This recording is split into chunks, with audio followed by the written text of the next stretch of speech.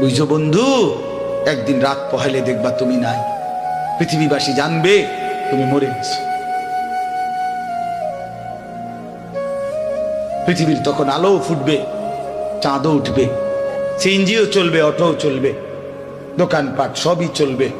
এই পৃথিবীর হই হুল্লুর হুলুস্থুল ব্যস্ততা, ধোকাবাজ এই দুনিয়া, কেউ থামবে না, শুধু তোমারে কবরে পাঠায়।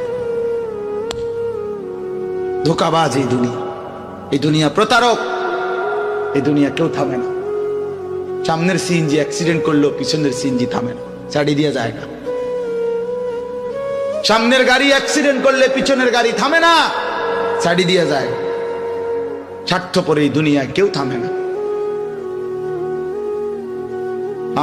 বাপরে দাফন কইরা এই সন্তান, এই বউ বাচ্চারাই আবার আসার পরে ওই দিনকেই ভাত খায়, তাই না? পেট বইরা খায়, লগের ঘরের থেকে আর আইন্দা আনছে, এরা ঠিকই পেট ভরে খায়। তো ওরা না কাঁদলো বিকালে, ওরা না দুপুরে কাঁদলো, কোন ভাত খায় খা। স্বার্থপর, কেউ থামে না দুনিয়া, আলো বাতাস সব চলে, তুমি বন্ধু থাকবে।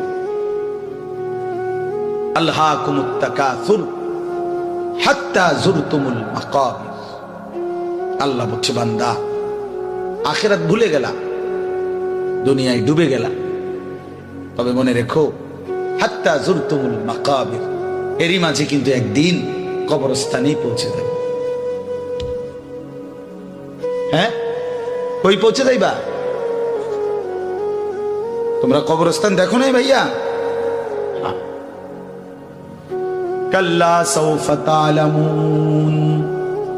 আল্লাহ বলে, কবরে আসলেই আমি বুঝাই দেব বান্দা আমার নাফরমানির শাস্তি কেমন। সুম্মা কাল্লা সাউফা তা'লামুন। আবার নাফরমান হাসরের ময়দানে আসলে আমি আবার বুঝাই দেব আমার অবাধ্যতার শাস্তিটা কি। একবার বুঝাবো কবরে। তাফসীরের মধ্যে আছে কাল্লা সাউফা তা'লামুনা ফিল কবরি সুম্মা কাল্লা সাউফা তা'লামুনা ফিল আখিরাহ।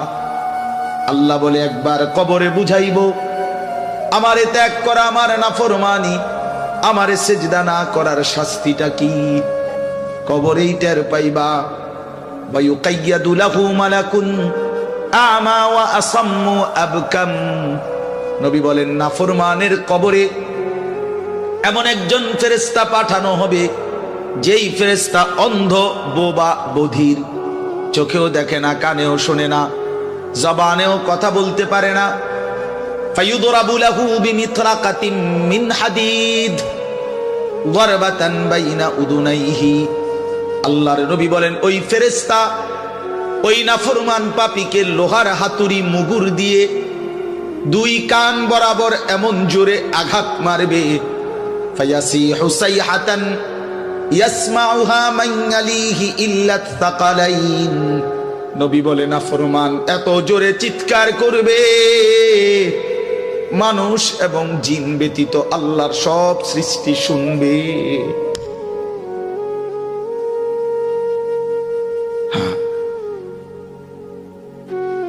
বহু কবরস্থানে এমনও হয়, গরু ছাগল রশি ছিঁড়ে লাইতে চায়, জানেন এটা? ওরা শুনে, ওরা শুনে কবরের আযাবের আওয়াজ, এই জন্য রশি ছিঁড়া ফেলতে চায়। প্রিয় বন্ধু, কষ্ট পাইবা, এই অনিবার্য বাস্তবতা কবর ইমানদার হিসাবে অস্বীকার করার কোনো জো নাই, পাশ কাটাইবার কোনো সুযোগ। এই দল কিংবা এই দল, আমি কিংবা তুমি, কেহই অনিবার্য এই সত্য, চিরন্তন এই বাস্তবতা, নিদারুণ এই সত্য, কবর, আখিরাত, মৃত্যু, এটাকে পাশ কাটাবার সুযোগ নাই, নাই। অতএব আমি অনেক নওজোয়ান, তোমরা মাশাআল্লাহ এই ভালোবাসা কি দিয়া মূল্যায়ন করে, এই মহব্বত আল্লাহর জন্য। তাইলে যেহেতু তোমরা পছন্দ করে ভালোবেসে আল্লাহর জন্যই আসছো, আল্লাহর কথা শুনবার জন্যই আসছো। আমি অনুরোধ করি তোমরা আরেকটু আগাও। যেহেতু আল্লাহকেই ভালোবাসো, আল্লাহর কথাই শুনতে চাইছো, আল্লাহর জন্যই বসছো ভাইয়া, দাঁড়াইছো, তো আর একটু হিম্মত করে সেজদা দিয়া দাও, মালিকের সেজদা দাও, ঠকবা না, আল্লাহরে সেজদা